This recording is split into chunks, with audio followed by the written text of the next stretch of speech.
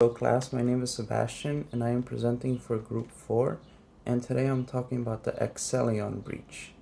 Accellion is a cloud-based software and file sharing company used by many companies such as the latest victim Shell.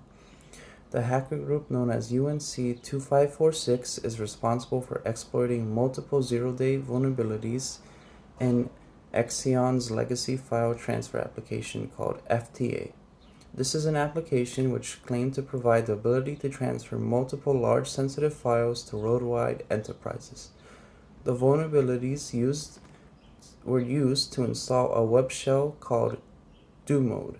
That's DEWMOD mode. And then this shell was used to steal information, and that information was used to send exportation emails to companies. The threat actors which use the data are actually called UNC2582. It's confusing because the names are very similar, but whatever. And at the moment, Shell states that even though their data was stolen, their IT systems were not compromised, which may or may not be true depending on what information was shared, but that's up to them to decide. The attack worked by using an SQL injection vulnerability to retrieve a key, which was used to request a file called sftp account edit.php.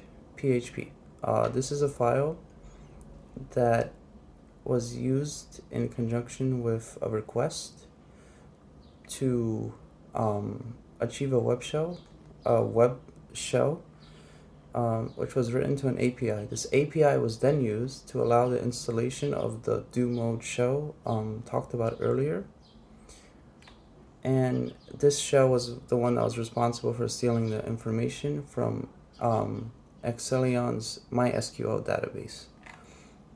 Accellion responded by patching the vulnerabilities. They actually did it within 72 hours, which is pretty good. But the damage was done, and the result was that multiple CVEs were issued. And the CVEs are SQL injection via crafted host header, OS command execution within a local web service call, SSRF via crafted post message, and OS command execution via crafted post request. I found this interesting because this is kind of what our labs were based upon. Besides patching the vulnerabilities, Accellion urges customers to switch over to Kiteworks, which is another one of their platforms, but it uses a different code base, so it should be technically safe from the vulnerabilities. What we decided we would have done is, given that their product is nearly 20 years old, we would not have allowed it to transfer files for as long as it did. We would have urged customers to transfer to Kiteworks sooner rather than later, and avoided this whole catastrophe. Companies using the product should have been informed about the security risks using such an application. However, another solution would have been to simply not keep the files in one database and store them in different encrypted databases. That way, even if the data was stolen, it would not have been as bad. That's it for today. Thank you.